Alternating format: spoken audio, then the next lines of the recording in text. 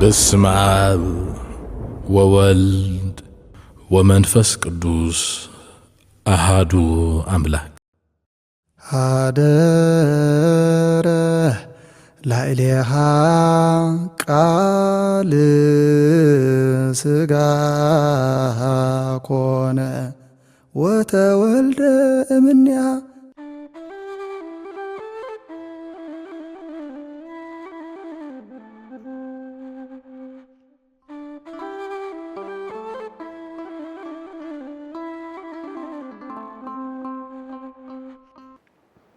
በስመ አብ ወወልድ ወመንፈስ ቅዱስ አሃዱ አምላክ። ብክርስቶስ ክርስቲያን ብወልድ ውሉዳን ዝተሰምኹም ኣፍቀርቲ እመብርሃን ብናይ ኩሎም ቅዱሳነ እግዚአብሔር ተራዳእነትን ኣማላድነትን እትምሕፀኑ ኣይንተ እግዚአብሔር ኣቦታት ካህናት መሰስያነ ምስጢር ሊቃውንት ላይካነ ምስጢር ኣሃው ዲያቆናት ምእመናን ኣቦታት ኣዴታት ኣሕዋታሓት ከመይ ኣለኹም? ከመይ ፀኒሕኹም? ከመይ ቀኒኹም? ሓራይ እምበር ልኡልን ልኡለ ባህርን ዝኾነ እግዚአብሔር ኣምላኽና ሓድነቱ ንሰለስትነቱ ከይጠቕለሎ ሰለስትነቱ ድማ ንሓድነቱ ከይከፈሎ ብሓድነቱን ብሰለስትነቱን ዝምስገን እግዚአብሔር ኣምላኽና ናብዚ ዕለት ናብዚ ሰዓት ኣብፂሕና እዩ እሞ ኣብ ምድሪ ይኹን ኣብ ሰማይ ኣብ ባሕሪ ይኹን ኣብ ቀላይ ኣብ ኩሉን ብኩሉን ሎምን ኩሉ ሰዓን ንዘለኣለም ዓለም ክብርን ምስጋናን ስብሃትን ውዳሴን ኣምልኾን ይብፅሓዮ። ከምኡ ድማ ብክልተ ወገና ማህደር መንፈስ ቅዱስ ዝኾነት ተስፋ ቅቡፃን እመብዝሃን ንጽሕተ ንጹሓን ቅድስቶ ቅዱሳን ድንግል ማርያም ብጸሎታን ብኣማላድነታን ረድያትናን ሓልያትናን እያ እሞ በቲ ወዳ ዛሃባ ክብሪ ዝኸበረት ዝተመስገነት ትኹን። ክቡር መስቀል ጎይታናን ኣምላኽናን መድሓኒናን ኢየሱስ ክርስቶስ ዝኸበረን ዝተመስገነን ይኹን። ኩሎም ቅዱሳን እግዚአብሔር በብማዕርጎም ዝኸበሩን ዝተመስገኑን ይኹኑ። ሓራይ እዚ ዘለናዮ መድረኽ እግዚአብሔር እዩ እሞ ዝምህር ድማ እግዚአብሔር ኣምላኽና ስለ ዝኾነ ኩላትና ናብቲ ዝንገረና ቃል ልቢልና ክንሰምዕ ኩሉ ኣተሓሳስባና መንፈሳዊ ክኸውን ብዛዕባ እቲ መንፈሳዊ ውርሻ እንዳቋመትና ማንም ሓይልን ስልጣንን እውን ነዚ ሒዝናዮ ዘለና ሃይለ ቃል ክምንጥለና ዝከኣል የለን እሞ ስለዚ እግዚአብሔር ኣምላኽና ንቦታትና ነቢያት ሃዋርያት መምህራን ምስጢሩን ጥበቡን ከም ዝገለጸሎም ንዓና ድማ ምስጢሩን ጥበቡን ይግለጸልና። ኣርእስቲ ትምህርትና ምዚ ሒዝናዮ ዘለና ወቕቲ ዝኸይድ እዩ። እቲ ኣርእስቲ ድማ ኣብ ማሪሳቅ አንቀጽ 4 ምዕራፍ 6 ዘሎ ሃይለ ቃል እዩ ክኸውን። እሱ ድማ እንታይ ዝብል እዩ? ጾም እሰ እማ ለጸሎት እህታ ለኣርሞ ወነቃ ለኣንብእ ወጠንተ ኩሉ ገል ሰናይ ዝብል እዩ። ትርጉሙ ከዓ እንታይ ማለት እዩ? ጾም ኣደ ጸሎት ከም ዝኾነት ናይ ሓፍቲ ኣርምሞ ትዕግስቲ ከምኡ ድማ ምንጪ ናይ ንስሓ ናይ ንብዓት ብሓፈሻ መሰረት ኩሉ ትርፋት ዝብል ትርጉም ኣለዎ ማለት እዩ። ስለዚ ነዚ ዝፀሓፈ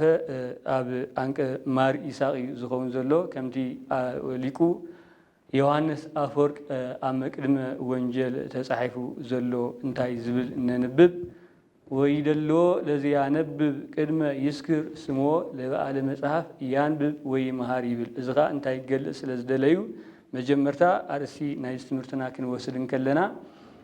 ትሕዝቶ ናይቲ መፅሓፍ ወይ ድማ ናይቲ ኣርእስቲ ቅድሚ ምርኣይና ናይ ግድን መንነት ናይ ፀሓፊ ክንፈልጥ ኣሎና ማለት እዩ። እዚ ከዓኒ ዕብየት መፅሓፍ ብዕብየት ፀሓፊ ስለ ዝፍለጥ ኣቐዲምና ማሪሳቅ መን እዩ ብሕፅር ዝበለ መንነት ናይ ማሪሳቅ ብትምህርቲ ቤተክርስትያን ክንሪኦ እንከለና ማሪሳቅ ካብ ሓደ ካብ መፅሓፈ መነኮሳት ናይ መጀመርታ ዘሎ ፅሑፍ ኮይኑ መፅሓፈ መነኮሳት ድማ 3 ትሕዝቶ ዘለዎ እዩ። ቀዳማይት ናይ መጀመርታ ማሪሳቅ ኮይኑ ከምኡ ፊሊክሲስ እቲ ሓደ ድማ ኣረጋዊ መንፈሳዊ። ስለዚ ማሪሳቅ ሓደ ካብ መፅሓፈ መነኮሳት ናይ መጀመርታ ኮይኑ ናይዚ ደራሲኡ ሃገሩ ሶርያ ኮይኑ ዝተምሃረሉ ድማ ኣብ ቂሳርያ ካብ ቅዱስ ኤፍሬም ዝተምሃረ ኮይኑ ማሪሳቅ ድማ ነዚ ዝፀሓፈ ክፅሕፎም ከሎ ድማ ካብ ሰባት ተፈልዩ ን25 ዓመት ኣብ በረኻ ኮይኑ ነዚ ብቋንቋ ፅሪ ከም ዝፀሓፎ ማለት እዩ። ድሕሪ ዘመናት ድማ ኣባ ሚካኤልን ከምኡ ድማ ኣባ ስምዖንን ዝተባሃሉ ኤጲስቆጶሳት ድሕሪ ዘመናት ናቱ ትሕዝቶ ናቱ ጥቕሚ ናቱ ጥቕሚ ተረዲኦም ፈሊጦም ናብ ዓረብ ክትርጉምዎ ኣብ ዝደለይሉ ግዜ ኣብቲ እዋን እቲ ሃይማኖትን ምግባርን ዘለዎ ፍልጠትን ክረኽቡ ስለ ዘይከኣሉ ምስ ግዜ ግን ግብረ ገብነት ዘለዎ ቋንቋ ዝፈልጥ ምሁር ዲያቆን ምስ ረኸቡ ካብ ቋንቋ ፅርኢ ናብ ዓረብ ከምኡ ድማ ናብ ግእዝ ከም ዝተተርጎመ ነዚ ዝተርጎመ ድማ ሰሊክ ዝተባህለ ኣብ ደብረ ሊባኖስ ብዘመነ መንግስት ሃፀይ ገላውዲዮስ ናብ ዓረብ ከምኡ ድማ ናብ ግእዝ ከም ዝተተርጎመ እዚ ኣርእስትን ምዕራፋቱን እዚ ዲያቆን እዚ ከም ዝሃቦ ማለት እዩ። ብሓፈሻ ድማ ማሪሳቅ 34 አንቀጽ ዘለዎ ሓደ ድማ ብዛዕባ ኣርምሞ ዝገልጽ ድርሳን ዝሓዘ ማለት እዩ። ሓፈሻዊ ካብ ብነዊሑ ብሕፅር ዝበለ መንነት ናይ ማሪሳቅ ጸሓፊን መዓስን ኣበይን ዝብል እዚ ይመስል ማለት። ስለዚ ነዚ ኣርእስቲ እዚ ክንመርጽ እንከለና ድማ ምዚ ዘለናዮ ወቕቲ ግዝያት እዩ ማለት እዩ። ንሱ ድማ እዚ ሕጂ ዘለናዮ እዚኣ ሰንበት እዚኣ ማለት እዩ ብቕበላ ማለት ካብ ዘመነ ጥምቀት ኣስተርእዮ ኣትሒዝና እዛ ሓሊፍና ናበይና ንሰግር ማለት እዩ ናብ ዘመነ ጾም ማለት ዘመነ ጾም ክንብል እንከለና ድማ ናብ ዓብይ ጾም ከምኡ ድማ ናብ ዓብይ ጾም ማለት ብጾም 40 መብዛሕትና ንገልጾ ወይ ድማ እንጽዎ ዓብይ ጾም ድማ ትሽዓተ ምስ ፋሲካ ትንሳኤ ትሽዓተ ሰናብቲ ከም ዘለዋ ስለዚ እዚኣ ቀዳመይቲ ሰንበት ትመጽእ ዘላ ዘወረደ ክትከውን ከላ እዛ ቀዳመይቲ ሰንበት ድማ ብቕበላ ወይ ከዓኒ ከምቲ ትምህርቲ ቤተክርስትያን ወይ ድማ በቢ ዘመናቱ ተቐሚሩ ዘሎ ካብ 11 ጥሪ ማለት እዩ ጥምቀት ክሳብ 30 ጥሪ ዘሎ እንታይ ተባሂሉ ዝጽዋዕ ዘመነ ጥምቀት ወአስተርእዮ ይባሃል። እዚ ክበሃል እንከሎ ድማ ካብ 11 ጥሪ ክሳብ 30 ዘሎ ጾም ኣብ ታሕታይ ቀመር እንተውዒሉ ማለት እዩ። ስለዚ ጾም ኣብ ታሕታይ ቀመር እንተውዒሉ ካብ 11 ጥሪ ጥምቀት ማለት እዩ ክሳብ 30 ዘሎ እንታይ ይባሃል ማለት እዩ እዚ ዘመነ ጥምቀት ወአስተርእዮ ንብሎ። ኣብዚ ድማ ካብ 11 ጥሪ ክሳብ 30 ዘለዋ መዓልታት እንተቆፂርናየን 20 መዓልታት ኮና ማለት እዩ። ካብኡ ሓሊፉ ድማ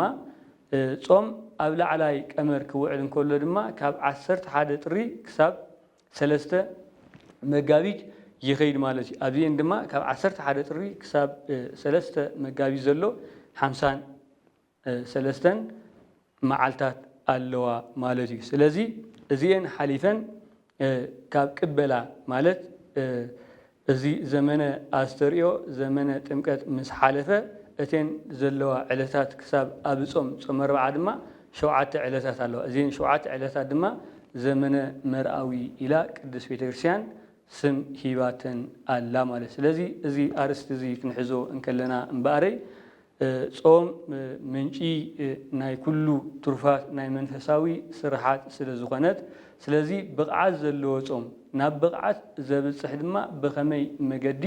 ክንፀውም ከም ዝግባአና ኢና ክንመሃር ማለት። ስለዚ ትርጉም ጾም ዘይኮንና ኣተኪርና ክንርኢ ብቕዓት ዘለዎ ጾም ወይ ድማ ናብ ብቕዓት ዘብፅሕ ጾም ብኸመይ መገዲ ክንፀውም ይግባአና። ስለዚ ከምቲ ቅበላ ክንብል እንከለና ቃል ብቓሉ ክንሪኦ እንከለና እውን ነቲ ኣብ ጾም ብኸመይ ተዳሊናሉ ኣሎና ወይ ድማ ብኸመይ መገዲ ክንቅበሎ ኣሎና ብቕዓት ዘለዎ ናብ ብቕዓት ዘብፅሕ ጾም ብኸመይ ክንፀውም ከም ዝግባአና ዝብሉ ነጥብታት ካብ ብዙሕ ብውሑድ ሓደ ሓደ ክንርኢና ማለት እዩ። ስለዚ ከም ቀዳማይ እንሪኦ ብቕዓት ዘለዎ ናብ ብቕዓት ዘብፅሕ ጾም ብኸመይ መገዲ ክንርኢ ኢና ማለት እዩ። ሓደ ብቕዓት ዘለዎ ናብ ብቕዓት ዘብፅሕ ወይ ድማ ንጾም መንፈሳዊ ምልምማድ ጌርና ናይ ጾም ምልምማድ ነቲ እንጾሞ ጾም ብኸመይ ክንለማመዶን ጥቕሙን ወይ ድማ ንሕና ካብኡ እንታይ ንረክብን ንዝብል ወይ ከዓ ብቕዓት ዘሎ ናብ ብቕዓት ዘብፅሕ ሓደ እንታይ ማለት እዩ ሃይማኖተ ምግባር ክህልወና ኣለዎ ማለት እዩ። ናብ ብቕዓት ዘብፅሕ ብቕዓት ዘለዎ ጾም ክንፀውም ወይ ድማ ጾም ክንለማመድ እንተኮይኑ እንታይ የድልየና ማለት እዩ መጀመርታ ሃይማኖትን ምግባርን ናይ ግድን ክህልወና ኣለዎ ማለት እዩ። ስለዚ ከምቲ ሐዋርያ ቅዱስ ጳውሎስ ናብ ዕብራውያን ምዕራፍ 11 ቁፅሪ 6 ተናጊርዎ ዘሎ ሃይለ ቃል ምስ እንምልከት እንታይ ዝብል ወዘእንበለ ተኣምኖ ይትካል ያስምርዎ ለእግዚአብሔር ወርቱእሰ ይትአመን ዘይበው ይቅድም ዘይበው ሃበ እግዚአብሔር ወያእምር ከማሃሎ ዘይእስዮሙ ለእለ ይሃስስዎ ይብል። እዚ ከም ዝኽብል እንከሎ እንታይ ትርጉሙ ብዘይ ሃይማኖት ብዘይ እምነት ንእግዚአብሔር ከስምርዎ ኣይከኣሎምን እዩ። እቶም ናብ ኣገልግሎት እግዚአብሔር ዝመፁ ሰባት መጀመርታ እቶም ናብ ኣገልግሎት እግዚአብሔር ዝመፁ ሰባት መጀመርታ እምነት ክህልዎም ከኣምኑ ኣለዎም። ነቶም ዝደልይዎ ዝህቦ ዋጋ ኣሎ እሞ ነዚ ክፈልጡ ይግባእ ይብል ማለት እዩ። ስለ ዝኾነ ሓደ ሰብ መሰረት ኩሉ ትሩፋት ንዝኾነት ጾም ክፀውም መጀመርታ ነቲ ዝጾሞ ጾም ካብ እግዚአብሔር ዋጋ ከም ዝወሃብ ኣሚኑ ክፈልጥ ኣለዎ። ምክንያቱ ዋጋ ከም ዘለዎ ፈሊጡ እንተኣመነ ብዛዕባ ክረኽቦ ዘለዎ ዋጋ ፈሊጡ ብቕዓት ዘለዎ ጾም ንክፀውም ስለ ዝሕግዞ ማለት እዩ። እዚ ስለ ዝኾነ በዚ ድማ ኩሉ ዝገብሮ ጽባሕ ንጎ እግዚአብሔር ዘይተሓልፍ መንግስተ ሰማያት ከም ዘውርሶ ተረዲኡ ስለ ዝገብሮ ማለት እዩ። ከምዚ ዝኣመሰለ ሃይማኖት ድማ ኣብ እትጾመሉ ግዜ ዝተፈላለየ ሽግራት ወይ ድማ ዝተፈላለየ ዕንቅፋት ክገጥሙኻ እንከለው ነዚ ስዒርካ ስለ ትወፅእ ማለት እዩ። ሰብ ማለት እዚ ንብሎ ዘለና ይገብር እንተኮይኑ እዚ ማለት ከኣነ እንታይ እዩ? ነዚ ፈሊጡን ተረዲኡን ተገንዚቡን ካብ ዝመጾ ዕንቅፋትን ሽግራትን ብኩሉ ነገራት ክሕግዝዎ ስለ ዝኽእሉ ሓደ ሰብ እንታይ ገብር ኣለዎ ማለት እዩ። ብቕዓት ዘለዎ ናብ ብቕዓት ዘብፅሕ ጾም መጀመርታ እቲ ሃይማኖትን ምግባርን ክህልዎ ኣለዎ። ድሕር ናይቲ ዝጾሞ ዘሎ ጾም ዕላሙ እንተዘይፈሊጡ ግን እንታይ ክገብር ማለት እዩ? ብስራሕ ምክንያት፣ ብትምህርቲ ምክንያት፣ ብሕማም ምክንያት ወዘተ ብዝብል ምስምስ ካብ ጾም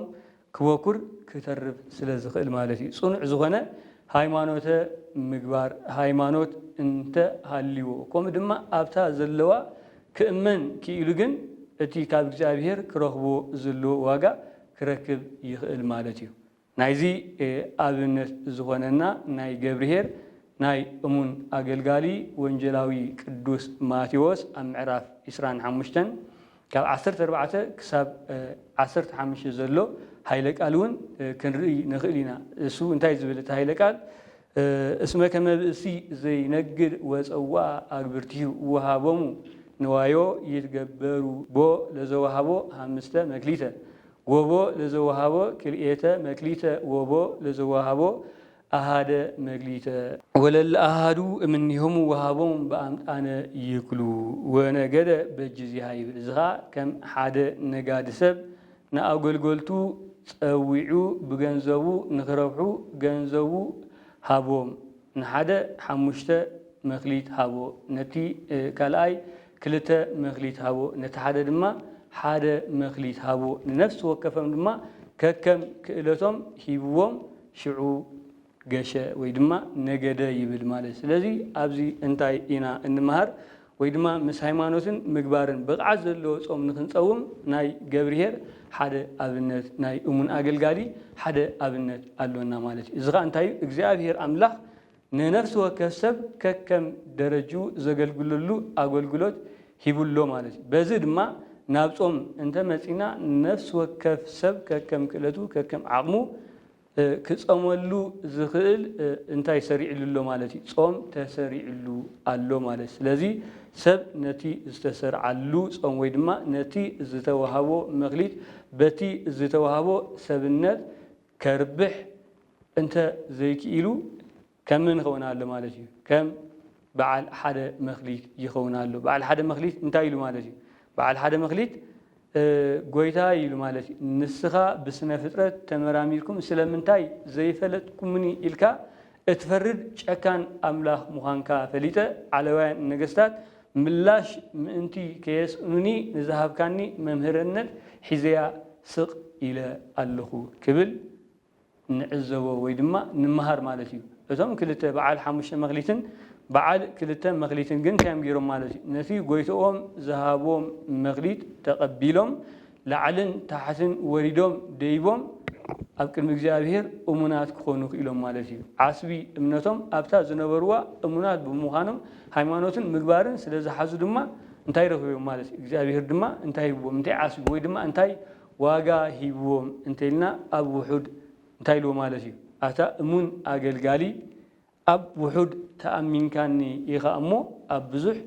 شمكا اللخو تبهاي لمالتي سلازي كابزي حالفنا جن كم ناي بعد حدا مغليتنا انت حابينا دحر مغليتنا كنا الرابح انت ذيكيلنا مغليتنا انت أبيرنا يا ويدما فرحنا أب مستيروخ مثلا كل دما نتي زتوهابنا ممهرنت حزنا سكن بالإنكلنا زنتاي زرينا مالتي نسجانا خنبل كنجورو زقبانا ويدما كنصومو زقبانا صوم بزي مسامنا نعانا زصبينا أمسايا ويكاني واغانا انتي يكون مالتي هاب هالو بكاي وهاك يسنن أبتي حاسخان بغياتن نبعاتن زلو محركام أسنان زلو يكون بوتانا مالس لذي هايمانوت انت حزنا أبصمنا زمس أنا مكرا حمام وكوا أنت غنا جن تاي مالتي بفقاد إجزاء مسي ولون حمام انت مسا مكرا انت مسا شجر انت مسا استفل عليه نجارات انت مسا نحنا جن أمونات نغون بهايمانوتن مقبارن مس نصنع ولا كوا تاي مالتي بفقاد إجزاء مسي بفقاد إجزاء أملاك كم زلحق آمينا نتي حزنايو زلنا أقول قلت ويدما كابت حزنايو زلنا كنا قانا ويدما كاو كن إلا أين نينا مالتي سلازوخنا كابزو وسعين تاي مالتي يسلك هاد ويفدي كم زبلو لبا أملاك قدوس داويد هاد انتاي زقبر هاد إجزاء أكل زي أكل هيبو أيسر حني كم زبالة نحنا دما إجزاء أملاكنا نزهابنا سبنت كنرب حلو واقع كنركب إسا زي تحلف منقصة سميات جنة منقصة سميات نموراس لزخنة إذا دما إجزاء أملاك نعنا كفترنا أنكلون بجازن بمثلن إجزاء أملاك مسيلنا ترى كنر زي كون انتايدا بحد البن بحد منفسن إجزاء أملاك أجل جيلنا منقصون صدقون نخنورس دا ونخنورس نبر نخال أيكون المالس لزخنة نحنا دما أتيستوهابنا سبنت ويدما أب صوم كنت رجمون كلنا تانغورا مالس كان الرابح يقبعنا مالس نزي انت زي الرابحين ياجن نزي انت زي كسيمنا له نزي انت زي تكيمنا لجن بقعة زلوصم كنتصوم ويدما نبقعة زبصحصم كنتصوم أين خلينا عجانا ويدما ترفنا انت يكون مالس كم بعد حدا مخليتك محبا سلازوخنا سلازي صباح نجو እግዚአብሔር አምላክ نزتنقرت مالتي نستنقرت منقصة سميات زي تحلف نزورسنا زي تحلف منقصة سميات تسفى غيرنا كن ورسا أب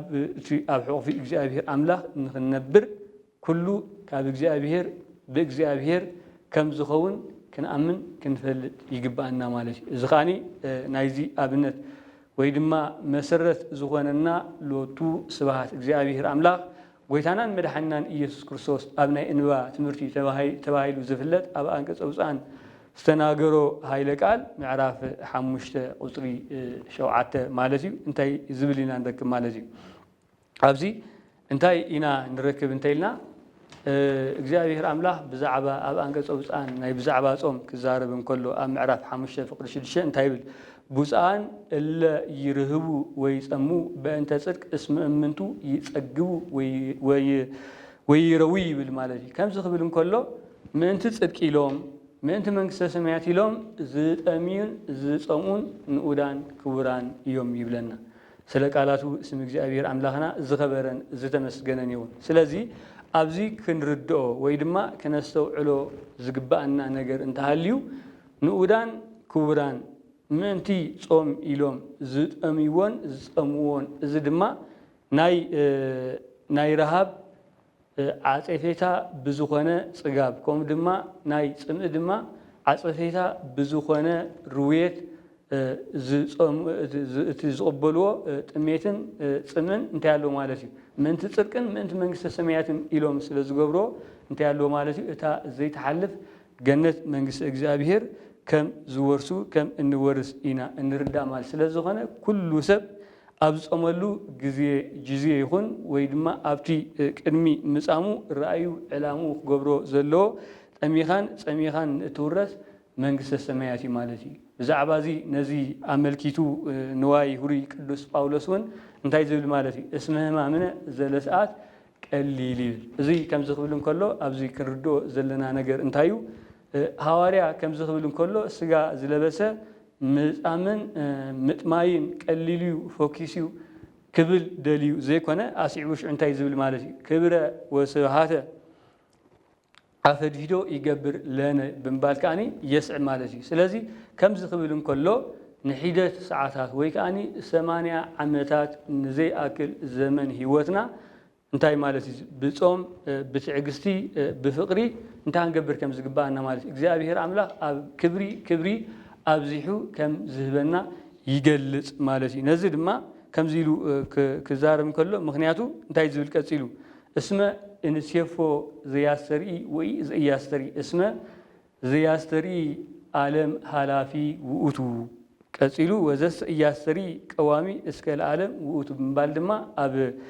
ካልኣይ ቆሮንቶስ ምዕራፍ 4 ካብ 17 ክሳብ 18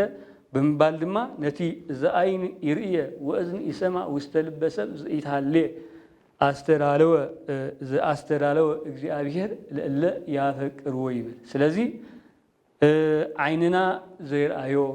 እዝንና ዘይሰምዖ ኣብ ልቢ ደቂ ሰባት ድማ ዘይተቐርጸ ዝኣስተዳለወ እግዚአብሔር ለእለ ያፈቅርዎ ነቶም ዘፍቅርዎ እግዚአብሔር ኣምላኽ ዓይኒ ዘይርአዮ እዝኒ ዘይሰምዖ ኣብ ሕልና ደቂ ሰባት ድማ ዘይተቐርጸ እንታይ ገይሩ ስለ ዘሎ ማለት እዩ ኣዳሊልና ስለ ዘሎ እግዚአብሔር ኣምላኽና ይኽበር ይመስገን ስለ ዝኾነ ንሕና ድማ ነዚ ቃል እዚ ከም ዝኽብል እንከሎ ወይ ድማ ተባሂሉ ተነጊሩ ዘሎ ንመንግስተ ሰማያት ዳ እምበር ብዛዕባ እቲ ሓላፍን ወይ ከዓኒ ንመብልዕን ንኽብድናን ክንብል እግዚአብሔር ኣምላኽ ከም ዘይፀዋዓና ነዚ ነገር እዚ ክንፈልጥ ይግባአና ማለት ብዛዕባ ዝቐፂሎም ርቱዓነ ሃይማኖት ኣበው ሰለስቱ ምእት ኣብ ሃይማኖት ኣበው 21-16 ብዛዕባ እዚ ክዛረቡ እንከለዉ እንታይ ይብል እስመ ዘያነዲ ነፍሶ እምነ መባልት ብዙሃን ውእቱ ይክል ይህዘተ ስጋሁ እዚ ኸ ከምዚ ክብል ከሎ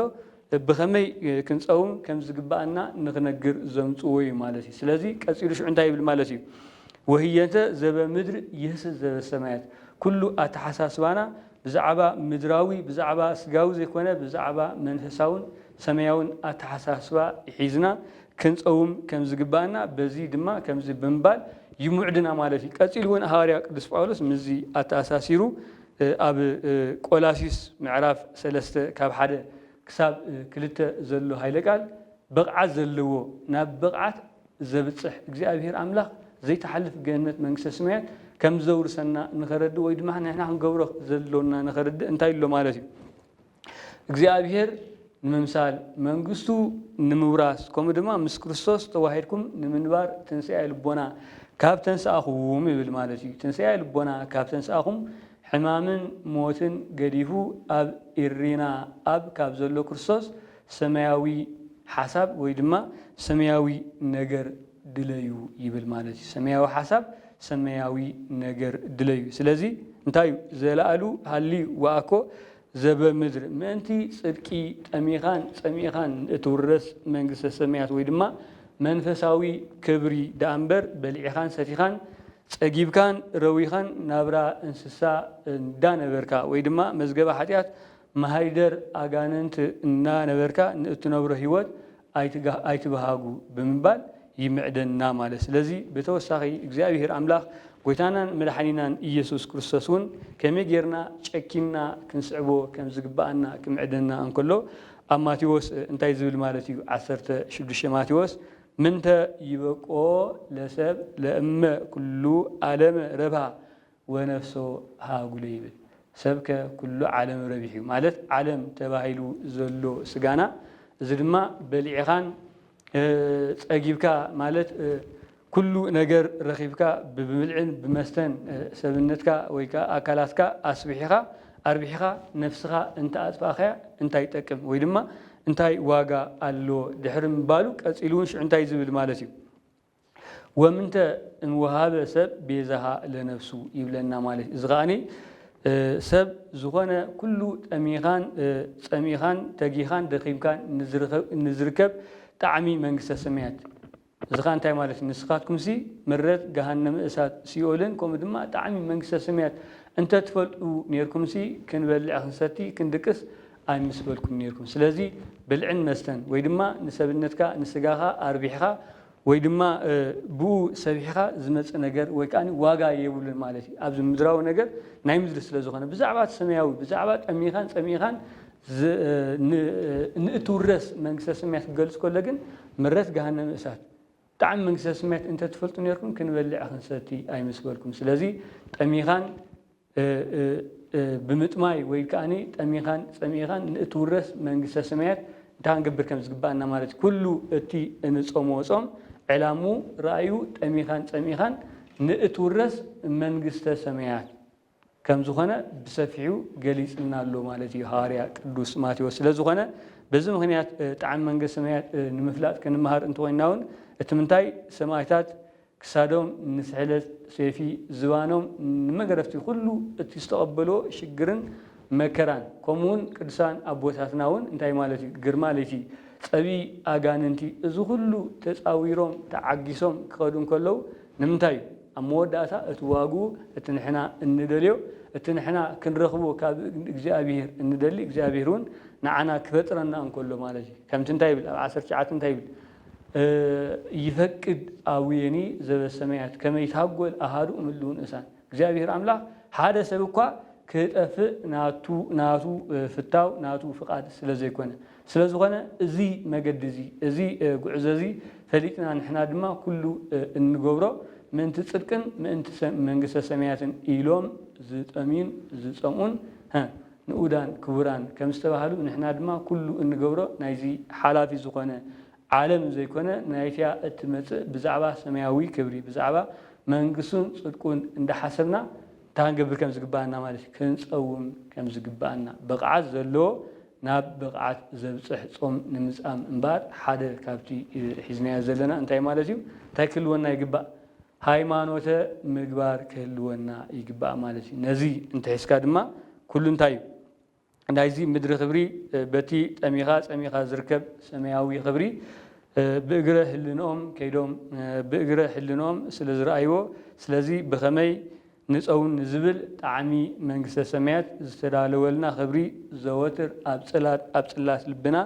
بمقراص قبولن زي قارصن صوم نخنصوم سلازي حجزن سلازخ إلني مالتي كم قال أيون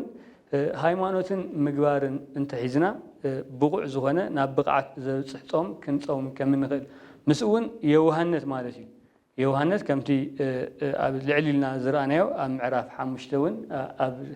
أربعة مس نروون تايزول مالتي بزان يوهان اسمه منذ يورسوا لمدري بالمالتي مدري استواهلت منقسته سمايات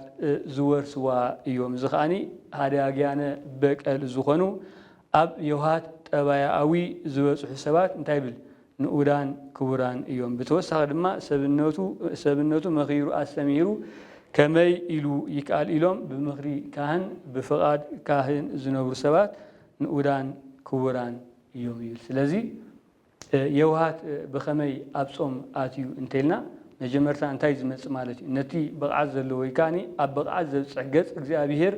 زري صوم نخنص أو دما لوهات فقري تحتنا يلينا مالتي هذا جانا بقليل له مالتي سلازي سبنتنا بنصهنا عند حرتها هانيسو هذا جانا بقل انت خوينا كوم دما بمغري كان بفقاد كان كنملالس إن كلنا زي يوهات زون ناقدن كنت صوم كلنا زي يلينا مالتي صوم كبهارم كله كان مجبيت رايت كان مجبيت تغلكلكا نستوسنا ساعات مصام تراي كوننا تراي سلازي كون مالتي بقول نغيركا دلو كتكون سلازي غباكا كمتي اب اسم العالم صوم دوغان تايزبلالو مالتي عين يصوم امرئه حسوم اذن يصوم امسميع حسوم لسانني يصوم امتناغرو حسوم بتفاقري سلازي كصوم ان كلها كل انتنا كل اكلاتك انت يكونكم زلو مالتي عينها خصوم كم زلو عينها كاب حما مرأي أذانك كاب حما مسمع لسانك دما كاب حما مزراب زون تجبرالو مالتي إذخاني كنصوم كلنا كل أكلاتنا كنصوم كم زجبانا نصهنا كنحز كم زجبانا ንኩሉ ህዋሳትና ምፃእ ማለት ድማ በዚ መሰረት እዚ ሓደ ሰብ በደል ብፃዩ ክሓድግ ክሳብ ዘይከኣለ ካብ መግቢ ጥራይ ምክልካል ዋጋ ዝህቦ ኣይኮነን። ስለዚ ሓደ ሰብ ቅቡል ዝኾነ ጾም ንክፀውም ወይ ድማ ክህልዎ ከምቲ ኣብ ማቴዎስ ምዕራፍ 20 ቁፅሪ 3 ዝኸኣኒ እንታይ እዩ ሃዋርያት መን ይዓቢ ኢሎም ክከራኸሩ እንከለዉ እግዚኣብሔር ኣምላኽ ጎይታናን መድሓናን ኢየሱስ ክርስቶስ እንታይ ኢልዎም ማለት እዩ ኣማን ኣማን እብለክሙ እመ ኢተመየጥክሙ ወኢኮንኩሙ ከመ ዝንቱ ህፃን ኢትበኡ ውስተ መንግስተ ሰማያት። ስለዚ ከምዚ ህፃን እዚ ከይኮንኩም መንግስተ ሰማያት ክትወርሱ ኣይትኽእሉን ኢኹም ብምባል እግዚኣብሔር ኣምላኽ ጎይታናን መድሓናን ኢየሱስ ክርስቶስ ክግስጾም ንርኢ ማለት። ስለዚ ልክዕ ህፃን እንታይ ማለት እዩ ህፃናት ንጹሃነ ኣእምሮ ፃዕዳ ከም ዝኾኑ ንሕና ድማ ጾም ክንፀውም እንከለና ንጽህና ክህልወና ብፍቕሪ ብትዕግስቲ ሰብነትና ኣንፂህና ማለት እዩ። ህፃናት እንታይ ንጹሃነ ኣእምሮ ወላ ሓንቲ ክፍኣት ኣይፈልጡ ቂምን በቐልን ዘይሒዙ ስለ ዝኾኑ ብህፃናት ናይ ብሓቂ እብለኩም ኣለኹ። ስለዚ እቲ ዓብ ክበሃል ወይ ድማ ገነት መንግስቲ እግዚኣብሔር እታ ዘይተሓልፍ እግዚኣብሔር ኣምላኽ ንዘተስፈወና ተስፋ ጌርና እንፅበያ ገነት መንግስተ ሰማያት ንክንወርስ ናይ ግድን እንታይ የድልየና ማለት እዩ የውሃት የድልየና ማለት እዩ። የውሃት ድማ ብኩሉ ነገርና ካብ መግቢ ምክልካል ጥራይ ስለ ዘይኮነ እቲ ጾም እዚ እውን ክንሕዝ ይግባአና ማለት። ስለዚ ናይ ህፃናት ዝኣመሰለ ባህሪ ክንሕዝ ይግባአና እዩ። ዝኸኣኒ ጾም ክበሃል እንከሎ 4 ባህርያትና እነሰማማዓሉ ግብሪ ስለ ዝኾነ በዚ ድማ ኩሉ ህዋሳትና ካብ ሓጢኣት እንውስነሉ እንምርሓሉ ምግባር ስለ ዝኾነ ነዚ ክውን ንኸውን ድማ ነዚ ዝረአ ዓለም በቲ ዘይረአ ዓለም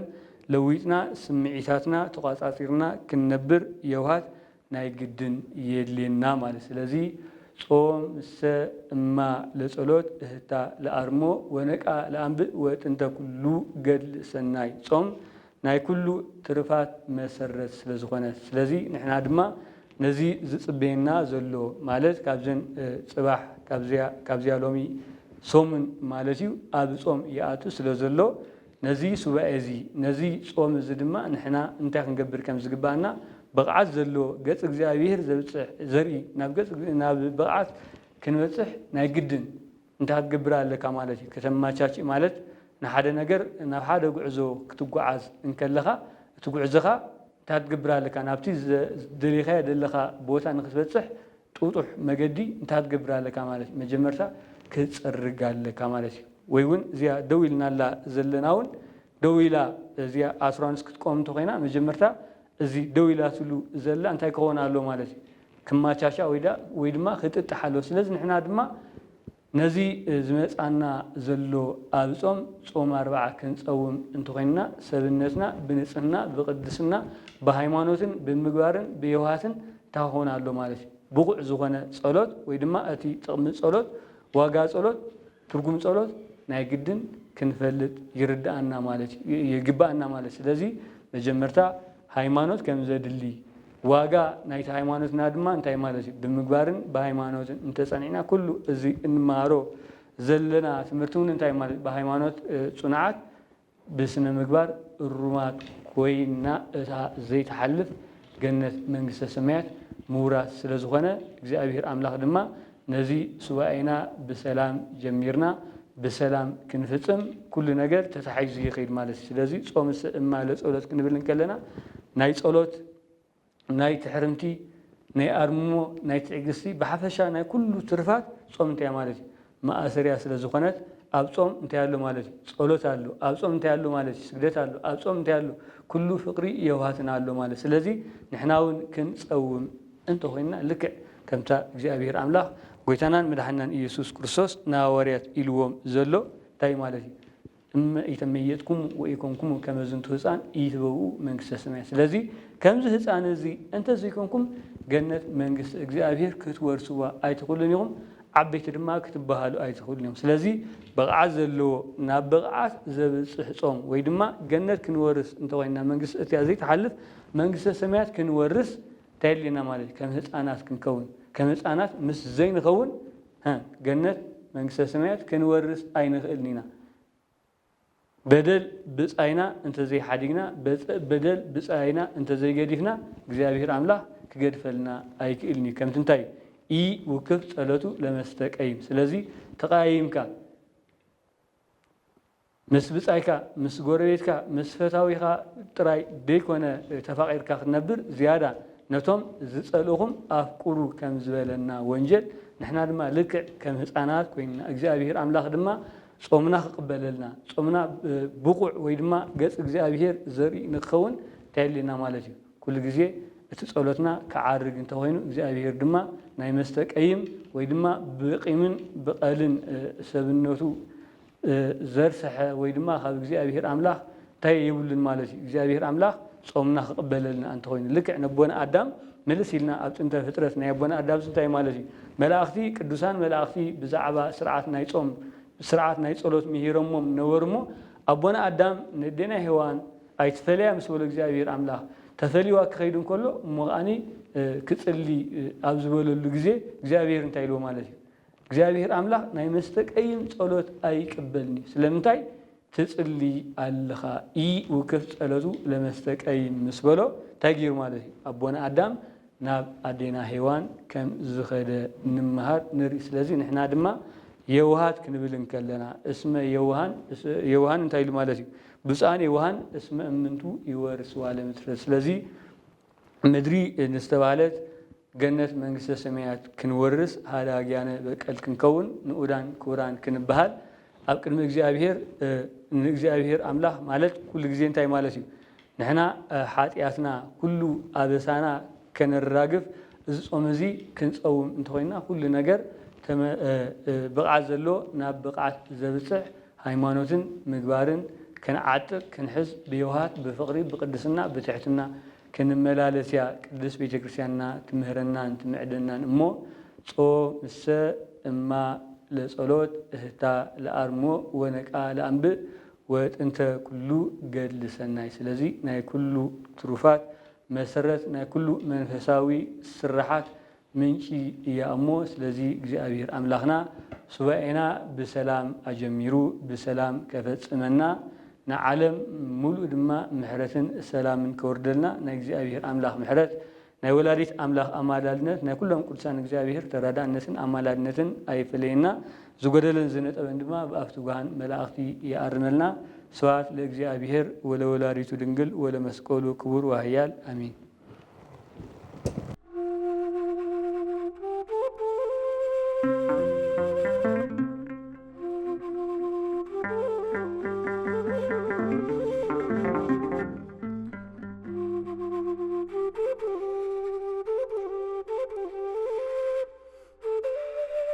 Thank you.